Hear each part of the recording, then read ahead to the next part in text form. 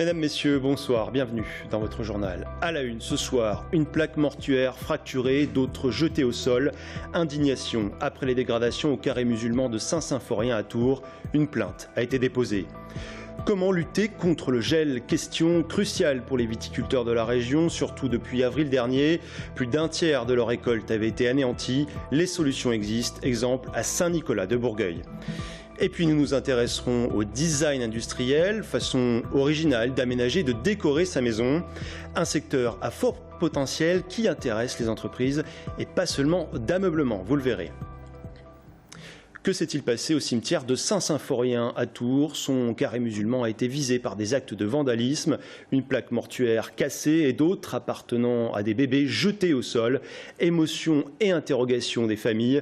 Une enquête est ouverte. Reportage sur place de Sébastien Branger. Des plaques mortuaires d'enfants brisées jonchent le sol du petit carré musulman du cimetière Saint-Symphorien à Tours-Nord. Surtout, il y a cette lourde stèle en pierre brisée en deux. Elle appartient au père de Nassira Archi, enterré ici depuis 1997. Ces dégradations se seraient produites entre le 4 et le 11 novembre, jour de sa découverte par la fille du défunt. Donc on est en état de choc, voilà, on est en état de choc. On n'en veut à personne, on ne veut pas ni mettre dans la haine, ni mettre dans la vengeance. On pense que c'est des gamins qui sont rentrés.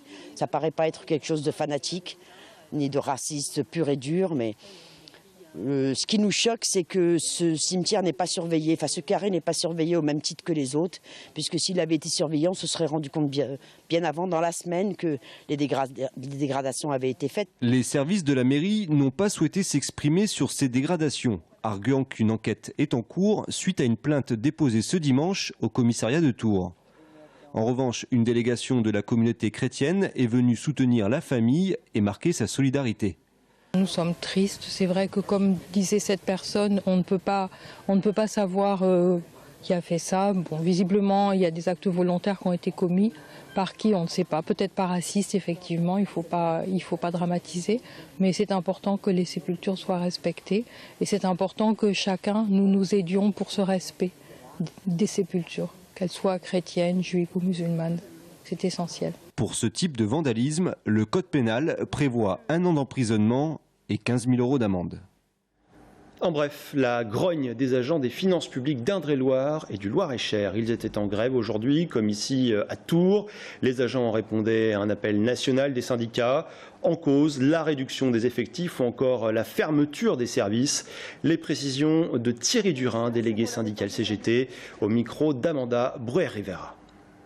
On demande l'arrêt des suppressions d'emplois, on demande l'augmentation des salaires, on demande des mesures concrètes d'amélioration des conditions de travail, la prise en compte des souffrances au travail et le maintien de notre réseau.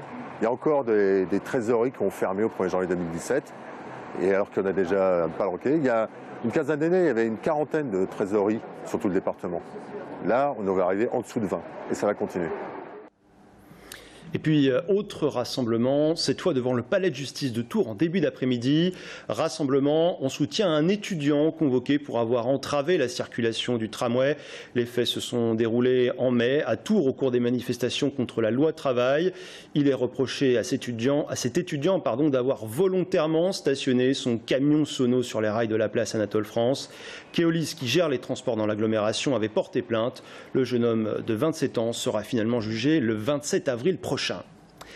De 700 000 à 1 million d'euros, c'est le montant des aides qui seront accordées par la région aux viticulteurs. L'annonce a été faite hier, un coup de pouce qui doit permettre aux vignerons de s'équiper pour lutter contre le gel. L'épisode de froid intense d'avril dernier avait anéanti une bonne partie des récoltes. Alors à quoi pourrait ressembler cet équipement anti-gel et est-il efficace? Amanda Bruer-Rivera s'est rendue dans une exploitation de Saint-Nicolas de Bourgueil. Cela va faire 20 ans que Patrick Olivier, viticulteur à Saint-Nicolas de Bourgueil, a installé cette tour anti-gel sur son domaine. Grâce à elle, il a réussi à préserver ses 22 hectares de vignes les plus exposés au froid durant le terrible gel d'avril dernier. Durant cet épisode, la moitié des vignobles du département ont été décimés. Alors là, vous avez un moteur diesel 180 chevaux, on a un démarreur. Après, à l'arrière, on a un entraînement par cardan sur ce renvoi d'angle avec un arbre à l'intérieur de la tour qui va permettre de faire tourner l'hélice. Une fois en route, la tour fonctionne comme un ventilateur géant. Il mélange l'air plus chaud au sol avec celui de l'atmosphère au plus froid. Ce mouvement d'air réchauffe et empêche le gel de se déposer sur les grappes de raisin à environ 4 km à la ronde. Cette technique possède des décontraintes. Elle est inefficace en dessous des moins 4 degrés, mais surtout son installation coûte la bagatelle de 40 000 €. Une coquette somme dont le viticulteur n'est pas déçu. Au jour d'aujourd'hui, oui, on a des projets d'installation qui sont importants sur le secteur. Sur les quelques années qui viennent, il va sûrement s'installer au moins une trentaine de tours sur l'appellation Saint-Nicolas. Aujourd'hui, la Fédération des associations viticoles du département réclame davantage d'aides pour subventionner ce type d'installation. Aussi, elle demande de ne pas négliger d'autres types de protections complémentaires comme l'aspersion. Autre titre de l'actualité, le conseil municipal de Tours, séance animée hier soir. 2 dossiers ont fait malgré tout consensus. La donation Klingmann d'abord. Après l'avis défavorable de la Commission nationale des secteurs sauvegardés, les élus réaffirment leur engagement. Front commun aussi contre les fermetures de bureaux de poste. Romain Delville. Si ce n'est un climat tendu, les discussions furent serrées, voire houleuses pour l'avant-dernier conseil de l'année. Des entrées par effraction de l'opposition, selon Serge Babary, sur des questions hors de l'ordre du jour. La dénonciation par le communiste Pierre Texier de la politique répressive turque à l'occasion d'une décision sur les assises du journalisme, ou encore la dotation Klingmann par le socialiste Nicolas Gautreau. Il appartient au président de séance, c'est-à-dire au maire, d'essayer de tenir la discipline de la séance. Et donc j'ai dû gendarmer un petit peu. Sujet plus consensuel au sein du conseil municipal, l'inquiétude face à la fermeture programmée de 4 bureaux de poste dans la ville, à Saint-Radegonde, à Roche-Pinard, à Montjoyeux et rue Colbert. C'est toute la problématique aujourd'hui de la manière dont on peut aborder la proximité avec les habitants.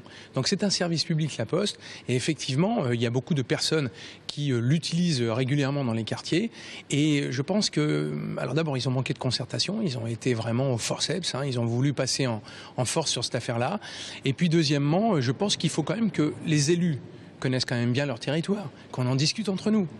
La dotation Klingmann, à travers le projet d'extension du musée des Beaux-Arts, est quand même revenue sur la table en fin de conseil. L'occasion pour le maire de rappeler les avis favorables locaux, départementaux et a priori l'avis défavorable de la Commission nationale des secteurs sauvegardés. La décision reviendra à la ministre de la Culture. Donc j'attends ces remarques. Je pense que ça va redescendre, mais ne nous trompons pas de qui fait quoi. La dotation, elle a été faite à l'État, en particulier par l'intermédiaire du ministère de la Culture. Et donc moi j'attends maintenant les consignes du ministère de la Culture. Pour la fermeture des postes, un vœu de la majorité a été adopté qui demande un moratoire en attendant la consultation avec les usagers. Consultation qui commence dès ce soir pour le quartier de Saint-Radegonde. Connaissez-vous la déco industrielle? Look épuré, matériaux bruts. Bonne nouvelle, pas besoin d'investir dans une usine désaffectée pour s'en procurer. Exemple au salon L'Art au quotidien qui se tenait ce week-end à Tours. Des spécialistes de la déco industrielle, mais pas seulement. Certaines entreprises jusqu'alors étrangères à la décoration d'intérieur s'y mettent pour diversifier leur activité. Amanda Breuer-Rivera. Tube à essai, verre gradué ou bien ballon, depuis 3 ans, cette entreprise tourangelle s'aventure dans le domaine de l'art. À l'accoutumée, cette entreprise fabrique du matériel scientifique en verre pour les industries pharmaceutiques, nucléaires ou agroalimentaires. Cette nouvelle activité a été motivée par une demande des professionnels du design, mais aussi son patron a vu un moyen de repousser ses limites de fabrication et de redynamiser son équipe. J'avais aussi une problématique qui était d'intéresser des jeunes à notre souffleur, au travail de soufflage de verre. Et le seul travail de pièces scientifiques ne suffisait pas à intéresser des jeunes. Donc le fait de leur proposer à la fois de la fabrication de pièces industrielles ou de pièces scientifiques et également des pièces artistiques convenait complètement en fait à ce projet. Chauffé à 1200 degrés, ce verre industriel est plus solide et permet donc des créations aux structures plus complexes. Si aujourd'hui cette activité ne rapporte que 3% du chiffre d'affaires, le verrier espère attirer le grand public et quadrupler ses résultats d'ici 2 ans. Ici, un vieux routier du style industriel. Depuis 20 ans, l'atelier ADMO récupère le patrimoine industriel pour le mettre au goût du jour. Selon ce pionnier, cette mode a bousculé les ébénistes. Si on fait les choses dans les règles, eh ben, on peut utiliser tous les matériaux. Et beaucoup d'ébénistes aujourd'hui sont en train de se rendre compte que la fabrication qu'on avait dans le temps, eh ben, peut-être qu'ils ont oublié d'évoluer. Et aujourd'hui, on se rend compte qu'ils utilisent, beaucoup d'ébénistes, il y en a ici, utilisent différentes matières, différents matériaux, enfin plein de choses. Donc c'est un bien pour le métier. Après les lofts, le produit se démocratise et depuis 5 ans, son succès ne se dément pas. Cet ébéniste réussit le tour de force de pouvoir vivre de sa passion. Il a son carnet de commandes rempli jusqu'à la fin de l'année. Dimanche, premier tour de la primaire de la droite et du centre. 7 candidats et un juge, la participation. C'est elle qui décidera du résultat de ce premier round. C'est en tout cas ce que souligne Gérard Petitpré, spécialiste de la Ve République. L'occasion aussi pour nous d'évoquer les enjeux de la présidentielle. A tout de suite.